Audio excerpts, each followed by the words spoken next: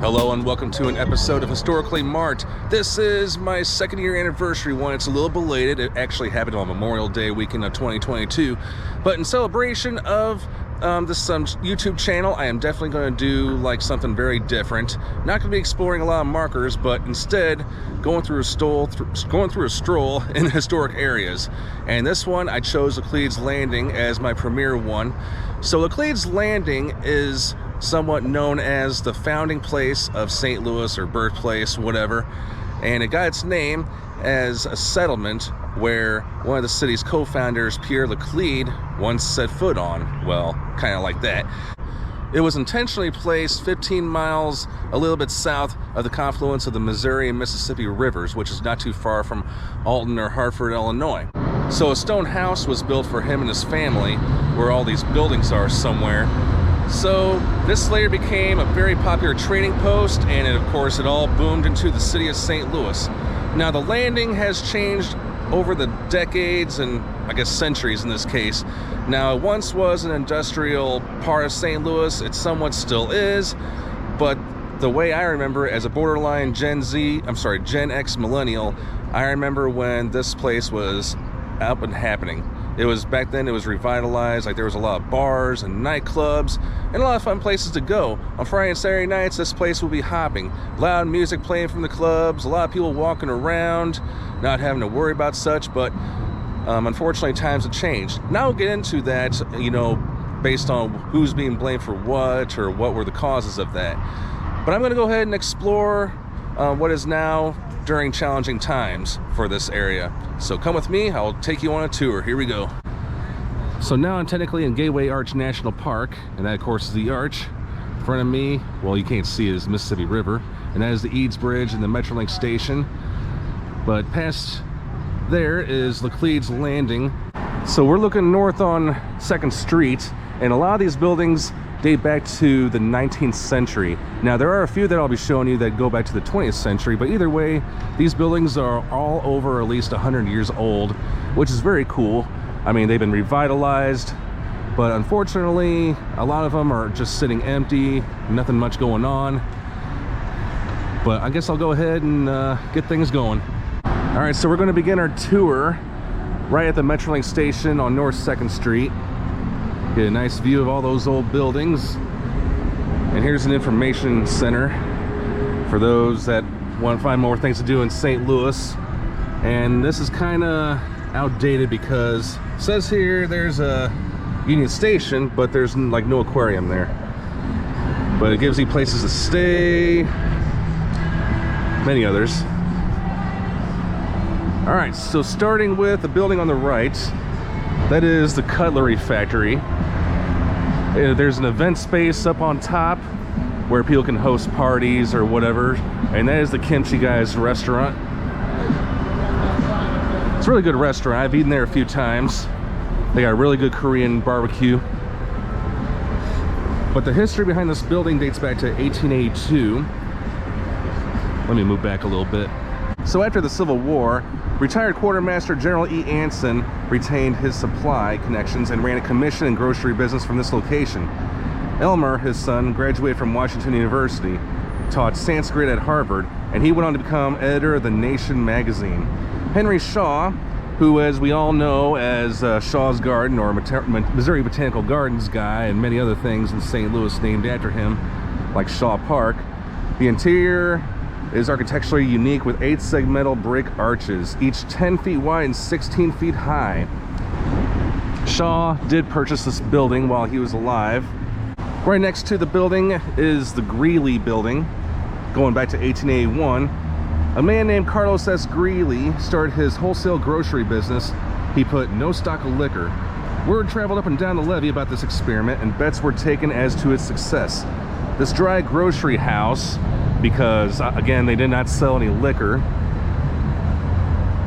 grew into a St. Louis institution in which profits helped build the Kansas Pacific Railroad and contributed to the Boatman's Bank, the St. Louis Cotton Factory, the Lindenwood Seminary, and Washington University. In 1980, the building's cast iron facade was refurbished. This is what they're talking about right here, cast iron. Over here, as you can tell from the old sign, The Witt Hardware Company was one of St. Louis's oldest hardware stores and businesses. It was housed here until 1975. It was equipped with all the latest features, including electric elevators and a floor devoted to showroom samples. It also manufactured hardware store guns under the Expert IXL label, and it also had like highly sought items by rifle and shotgun collectors. This building is an example of excellency in historic renovation, preserving its original timber and steel structures for the corridors and showcasing a glass elevator and a wide 5-story atrium. The building in front of me used to be the home of Heartbreaker's Rock and Roll Saloon. I don't know when it exactly closed, but I want to say either late 2014 or 2015. I remember going in there and they had like karaoke, the good old days of being young. But this building was built in 1883, and it has a little interesting history added to it. Betty Grable, who was a classic Hollywood sex symbol known for her great legs, she was the #1 pinup girl of the 1940s, and she was also the inspiration of Playboy magazine. But she worked here for a long time because her grandparents owned a produce market here. Until the mid-1930s, it was the headquarters for produce distribution throughout the burgeoning St. Louis community. And if I remember correctly, up until 2 years ago, the Heartbreaker signs were still up. But I'm glad they're down. I'm hoping something new will come, and it says there Hoffman Lofts are coming in the fall of 2022, so I guess they're going to give some people a place to live. Right there is the Matequila Cantina. That's a really nice place to if you want some great Mexican food. They got some really good margaritas there. I think they got like 50 different kinds, if I'm not mistaken. No exaggeration there. But this here is the Old Judge Coffee Building. And it is said that on a hot day you can still smell the cinnamon aroma if you're on the top floors. I've yet to find that out. But this was originally built for the offices of Scharf and Bernheimer, one of the largest Mississippi River shipping firms of this era. It was purchased by Old Judge Coffee in 1918 and converted into a spice and factory warehouse. At Old Judge Coffee Company's peak, there would be at least 3 million pounds of coffee produced in a month. So yeah, I guess you can say this is a big deal. But definitely take a look at this nice brick architecture. I mean, all the columns and everything. Unreal. There's an old cornerstone on that Old Judge building, dating back to 1883. Yep, when this cornerstone was laid by Bernheimer. And there used to be a historical marker right there, and it was still there 5 years ago, because I have a picture of it somewhere in my collection, but hopefully I can unearth it. But yeah, it's gone. It tells more about the Old Judge Coffee Building. I remember as early as I think 2005 or 2006, there used to be a nightclub in the basement here. It was called Club Buca, and then they went out of business, and then it became Club Fusion. But now, of course, it's nothing. This is a newer restaurant. It's been around for a few years now. The Lou Eats and Drinks. They supposedly have all the best St. Louis style foods like pork steaks, gooey butter cake. But I'll check it out sometime. And of course, I can't leave out the pizza. In fact, here's their menu right here. And this is known as the Cast Iron Building. Today it hosts some professional stuff like the Habanero Web Professionals. Sign's clearly faded, I know. Access US, a tattoo parlor called Immortal Ink, my bad. So just take a look at these cobblestones. Now, a lot of people say they add a lot of character to these old streets. Maybe they do, but yeah, driving on them, don't even get me started. But I remember that building right there. That used to be Hannigan's Pub. I don't know when that closed, but it's been quite a while. And this right here used to be the back patio for Big Daddy's, the best bar in the whole wide world, as they would advertise themselves. I don't know exactly when this closed, but I did look at their Facebook page, and the last post they did was in January 2021. They were actually live streaming a DJ that was playing here, and they were never heard from again. I don't know, again, I don't know when this place officially closed, but I have had several memories here. I remember drinking beer and margaritas with people out here, and there was a live DJ, and I even got to know the DJs pretty well, you know, talking about music and all that. But this obviously looks so much sad. This right here would be the place where all the checkers would, you know, make sure you're not wearing baggy pants or wearing your sunglasses at night.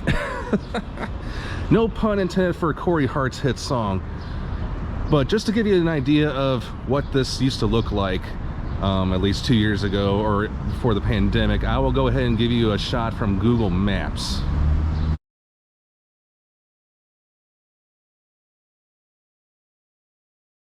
And in front of me is another sad scene. This used to be Morgan Street Brewery. I don't know when it permanently closed. I want to say late 2021 or this year in 2022, but I do remember going here a few times. But this building, going back to 1873, was once known as the Schoellhorn Albrecht building, and it was built prior to the modern street grid. But Meyer Fried, early silversmith and Missouri's first Jewish legislator, was a resident here in the 1860s. The machine company ran its business from here, manufacturing capstans for barges and shipping steamboat engines and deck equipment used during the gold rush. Another interesting quirk is the uneven sidewalks on Morgan Street between 2nd and Collins Alley, which is just right up that way where that car is going. No car that needs a muffler.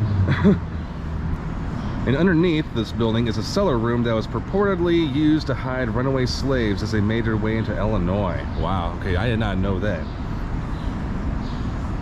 So Morgan Street Brewery, I'll give you a closer look. But I do remember there was like an umbrella.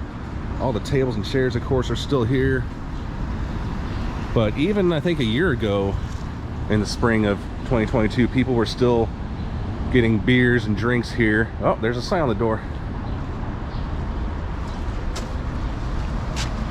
Okay, to our valued customers and friends of Morgan Street Brewery, we made the extremely difficult decision to close due to the continued pandemic. If life gets back to normal, we hope to see you again. We wish you and your family a healthy, happy 2022. We will miss you.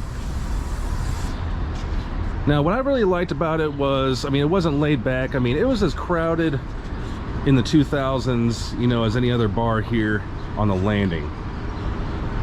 But in 2014, this was first put up for sale. Nobody was interested, of course, but 2019, a few years later, it was again put up for sale. In 1995, that was when Morgan Street Brewery first opened, before a lot more craft breweries started sprouting up in this area.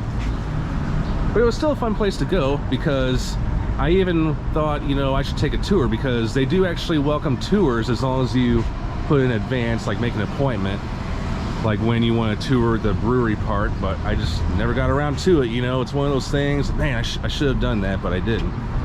But they had good food. I mean, it was expensive, but they made their own beer, and that's what really made this place unique.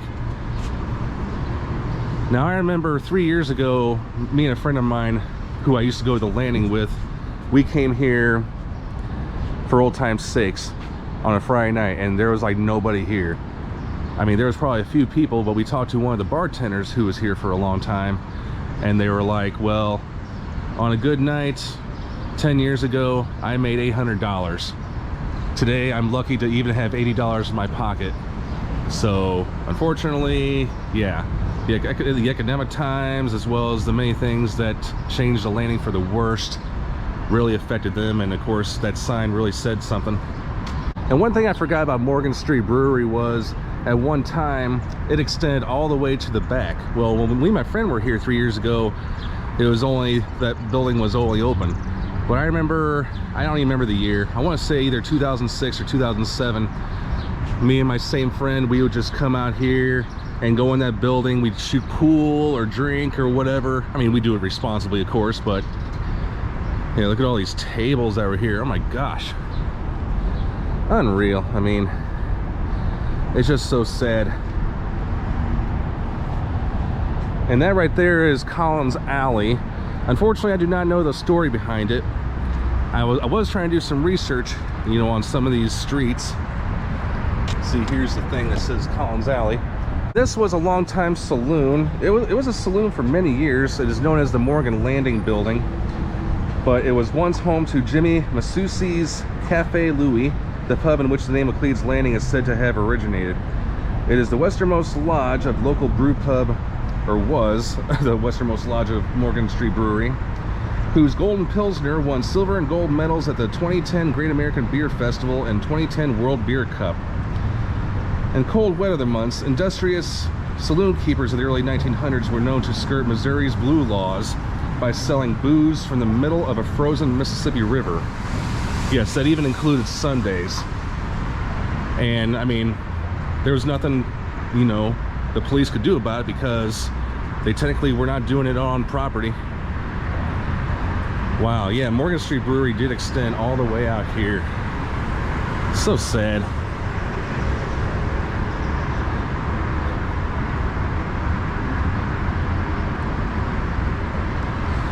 But now we're going to go back down to 2nd Street. And what does this say? The cobblestones of Laclede's Landing. Okay. A little faded there. And then we're going to go to 1st Street and check out some more cool architecture and buildings. Here we go. Across from the former Morgan Street Brewery, oh, by the way, yeah, if you were interested in buying this, go to the Tower Real Estate Group, risetothelocation.com. Across from the old Morgan Street Brewery is this wax museum. As far as I know, it is still open, so I don't know. I've actually never been in there. I never really cared too much for wax museums, but apparently some visitors were very impressed by it. Continuing on North 2nd Street is the Traders Building. It was before 1868 this building was put, but there was no real date set, but this set of buildings that was once used for storing and blending whiskey might have been raided as part of the scandalous St. Louis whiskey ring. The scheme ran an extensive network of bribes to distillers, IRS agents, and elected officials in order to defraud the federal government of liquor taxes. It was rumored that the monies were to finance the second presidential campaign of Missouri's favorite son, Ulysses S. Grant. And I don't even remember what was there. I do believe a magic shop was, but I could be really wrong. Here's kind of a more flashier building. This is known as the Feather Building, going back to 1882. During the nation's westward expansion, J.D. Street & Company manufactured and supplied wagon wheel grease in this building, and later produced Street's ideal motor oil for the Tin Lizzie, also known as the Ford Model T. The building is a classic example of the stars and bars construction method, which featured cast iron bars running the length and width of the structure, capped and bolted on the building's exterior. It kept the brick walls from bulging or moving away from the building. Now, as far as the name Feather Building, it gained its name from the feather mattresses that were once manufactured on it. Now, at one time there was a theater called the Royal Dump. The sign is still there. Oh, it's on the 3rd floor. I don't even know if that's even open. It's sad that I don't even know. The Roaring Twenties complex. Another thing I'm not so sure of was, I think there was once a burlesque theater that was here. It's been so long. I mean, it's sad that I can't even remember what was even here. But if people want to tell me in the comments, I mean, please do. And now we are entering what is blamed for putting an end to the landing. Well, partly. That's the Lumiere place. All right, so now I'm going to start on 1st Street or Rue Royale. And again, here's a nice, great view of the pretty park. Gateway Arch National Park, that is. That again is the Metrolink station.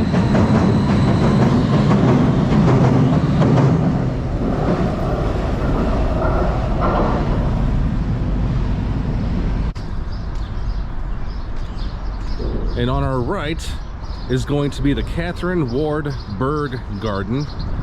Now, it was supposed to open a year ago in the spring of 2021. However,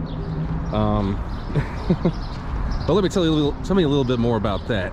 Now, of course, nobody can access this garden, but it's still a work in progress. But this was supposed to be a more type of green space or a park for families and little ones to help welcome visitors from the national park all the way to Laclede's Landing. But I can't wait to walk around in it pretty soon, because it gives a nice view of the Mississippi River. This is a project of Great Rivers Greenway, which is the one that helps pave all the trails here in St. Louis area. And that road is blocked off where that parking garage is. All right, now we're gonna see some more buildings. So one thing I gotta point out as while I'm here on the landing is I'm very amazed at how well they've updated or upgraded their sidewalks. I just now noticed this, and they did that across the street too. All right, so the building in front of me is known as the Bi-State Christian Peeper Building. It is home to the lofts, Peeper Lofts that is, and I'm not sure what the story is behind those empty spaces up there, but it looks really well done. At one time, I remember a Subway restaurant was housed here, but it doesn't look like it exists anymore. Now, at the end of the 19th century, of course, St. Louis was one of the major cities in the United States, being one of the top 5 most populated. But St. Louis was also the largest processor of chewing and pipe tobacco in the United States. Yeah, I know, it's kind of weird, but to even think that.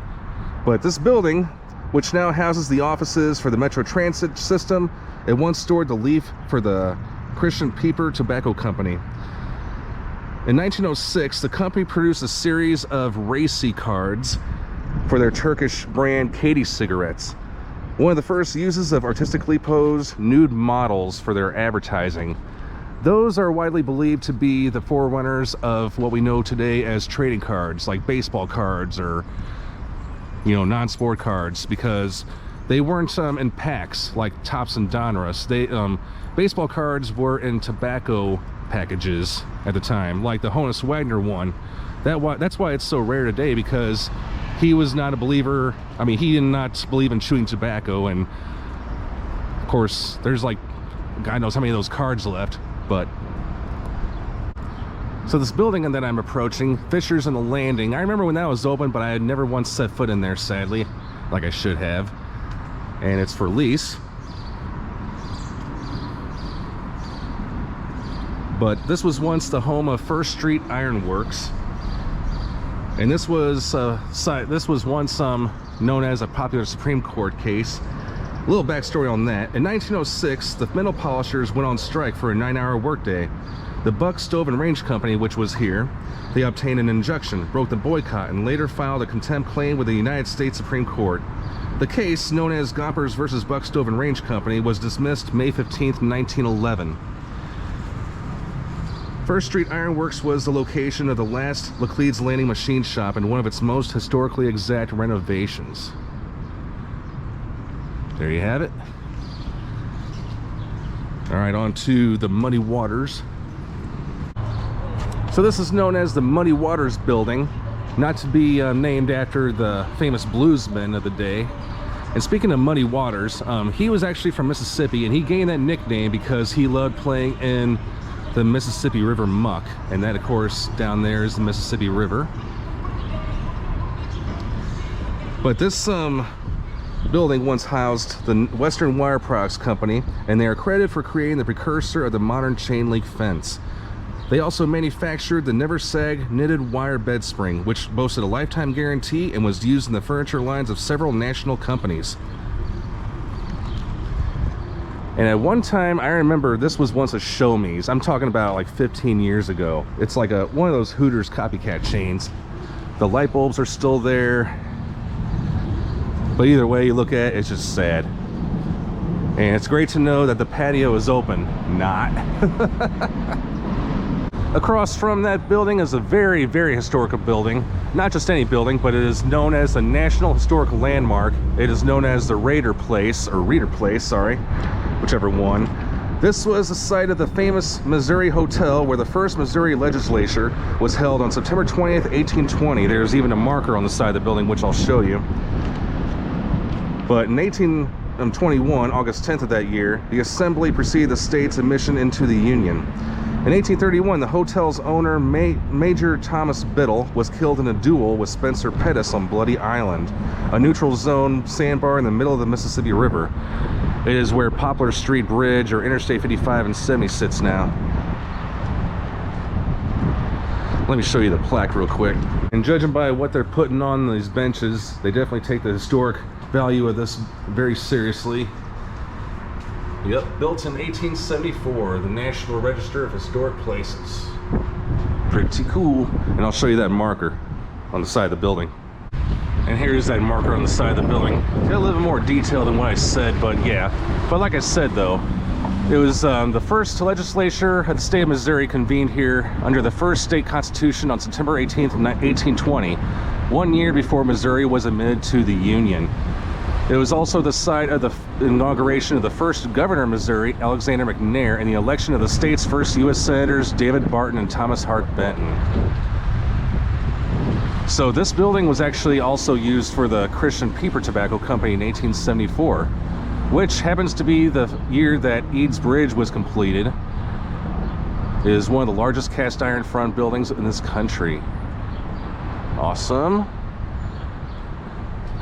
And I'm looking at these stained glass windows. So there are festivals here on Laclede's Landing. Now the most notable one is the Big Muddy Blues Festival, and I don't know how long that sign's been up, but I don't know if it's for this year or for last year or the year before that.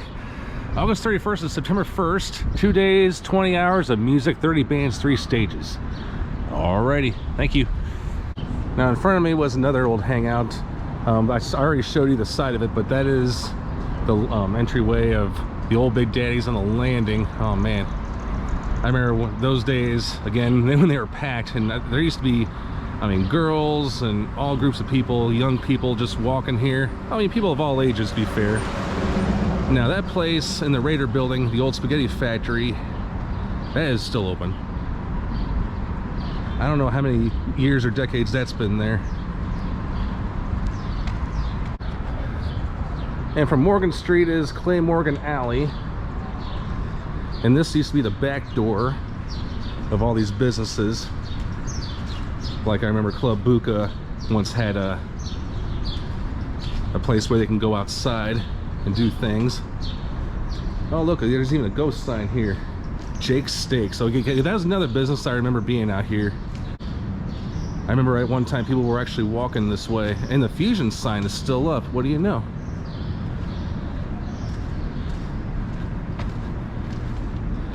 Yeah, there's a Jake's Steaks and the Captain Morgan sign, and the Fusion Club sign, even though it hasn't existed for over 10 years, is still up. Unreal. But I mean, yeah, people were actually walking these alleys at night. And inside the Raeder building is this really cool lit up photo of the Clay Morgan Chateau house that was built on the site in 1786. There is more to the story, as there is an indoor plaque here. The first structure erected on the first and Morgan site was the home of a.k.a. Clay Morgan, a notorious fur trader. He purchased the property from Native Americans for a yoke of oxen, a cow, and 2 sows. He built a small house in 1786 and lived on the property until he sold it to Pierre Chateau in 1788. Chateau, the owner of the Missouri Fur Company, was the son of Auguste Chateau, who together with Pierre Laclede founded the city of St. Louis. And if you see my Calvary Cemetery video, yes, you've definitely seen that I visited that guy's grave, the founder of St. Louis. He was originally buried here in downtown, maybe not Laclede's Landing. Here's a couple more lit up ones. This is the Missouri Hotel. Man, this is a really cool idea. I'm actually glad it's placed indoors as opposed to outdoors, because you never know about those people at nighttime. And there are plaques, but I'm not gonna take the time to read them, but I'm sure it's mostly what I've said anyway. And that's the Christian Peeper Tobacco Building, 1874. Very nice. All right, so the building that I'm approaching right now is known as the Sherrick Building. Sherrick, I guess. Going back to 1890, this 3-story building, federal style structure, once housed Smith, Beggs & Company, which repaired engines for the St. Louis Fire Department in the 1870s. It also housed the Frederick S. Plant Seed Company and the Sherrick Distribution Company, a salvage grocery warehouse. In 2005, this building was purchased and updated by Fuse, an internationally known award-winning advertising agency, and their sign is up. So this bridge that I'm approaching, which I'm going underneath, that's the Martin Luther King Bridge. That one's been working on and off, like they've been working on it on and off, but now it's open, but it was closed for a long time. Underneath it is the Bark Park, where obviously you can bring your dogs and whatever.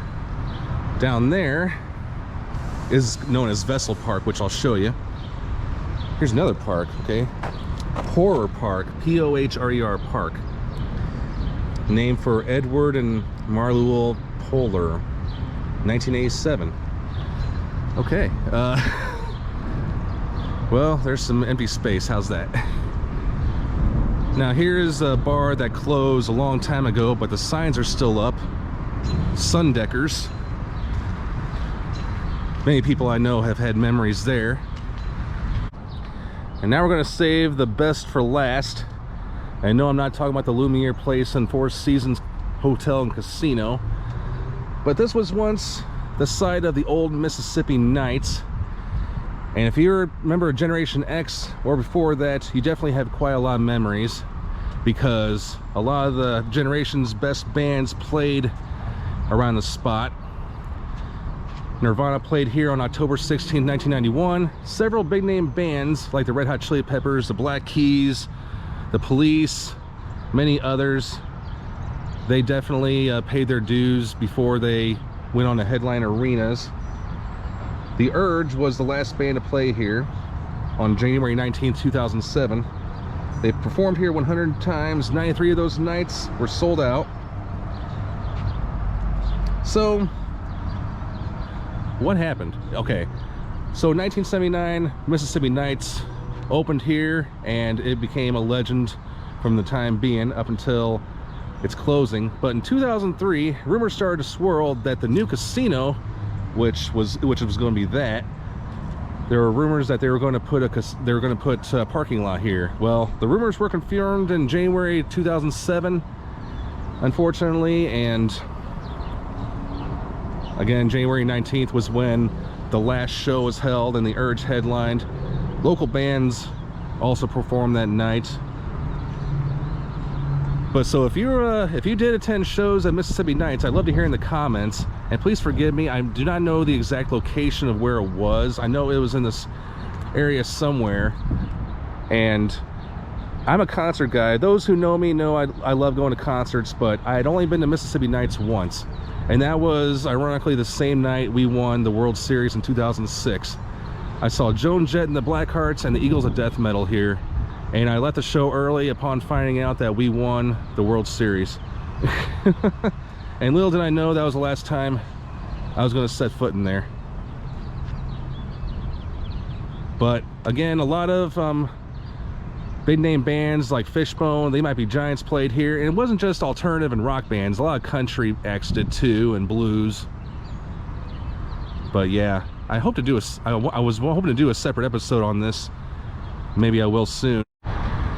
And as you can see, the casino's parking lot is doing just fine. Please note the sarcasm on that one. Okay, so I lied.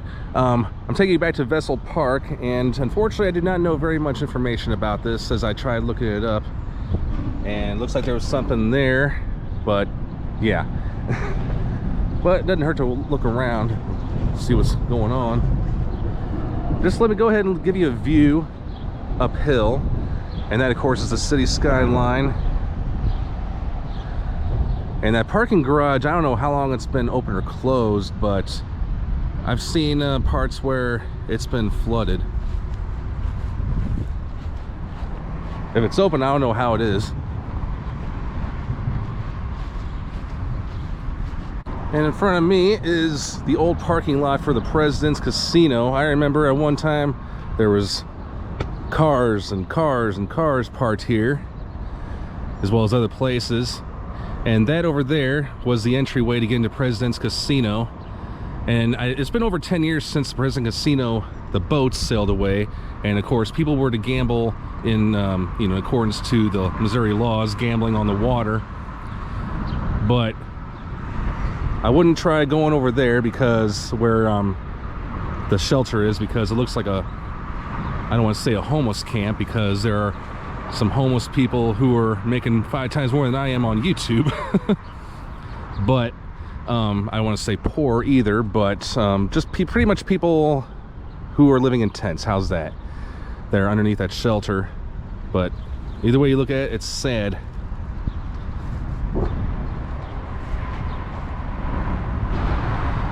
And that, of course, is the Riverfront Trail and Leonore K. Sullivan Boulevard. And if you go straight towards that trail, you'll go to Rootwad Park, then to a lot of abandoned industrial buildings, and then it takes you all the way to the Chain and Rocks Bridge, but that's like 11 or 12 miles from here. But if you keep going that way, you'll end up right in front of the Arch Riverfront. All right, so a lot of questions go unanswered. Okay, for the last few years, I've been wondering, are they going to do anything, meaning like the city or the residents or whatever, the government, are they going to do anything to help refurbish Laclede's Landing, or are they just going to let it sit and rot? Now, of course, Laclede's Landing has gone through many different periods, good and bad. Yes, this was once an industrial place, and of course, all the buildings I was just showing you, yeah, there's definitely a lot of history behind many of them, dating back to 100 years. But then there was a time when deindustrialization occurred, and then until the 1970s or 1980s, when a bunch of not hotels, but restaurants and bars and a lot of other businesses helped bring people back to the Landing once again. And then after the 2000s, there's been another slump there. And then, of course, there's a lot of different reasons for that. Number one being crime. Crime is nothing new. In fact, I mean, there were panhandlers here 15 or 20 years ago, but as I was doing this video, I was actually stopped by not one, but two people wanting me to give them money. Luckily, I don't carry cash on me. But there's also during the time when the arch grounds were being remodeled. A lot of people tend to forget that. Now, in 2016 through, I think, 2018 or 2019, the Gateway Arch grounds were being remodeled, like the parking garage was taken away, and then it was actually blocking people from going to Laclede's Landing from there. That definitely put a big damper on things, and unfortunately a lot of those places never recovered. And then there's also more places to hang out and drink and have fun. Again, this used to be a place where people had their bachelor or bachelorette parties here, but now they have Ballpark Village, they got Soulard, they got the Grove, they got the Del Mar Loop, among a couple other places. So unfortunately, the Landing is out of the question at the moment. But what can be done to help survive this? And I know people will point to probably the obvious. Okay, well, get rid of the crime. But thanks so much for tuning into this episode of Historically Marked. I thought I'd take you on a little tour, markers or not, and I hope to do more of these in the future. This one proves to be successful, then I will definitely do more of these walking tours of historic areas. There's probably a few in the St. Louis area I could definitely do, but Laclede's Landing I thought was a great place to start. So I'm going to go ahead and get some Old Spaghetti Factory for old time's sake and cruise on out of here. I am Jason in St. Louis, signing off.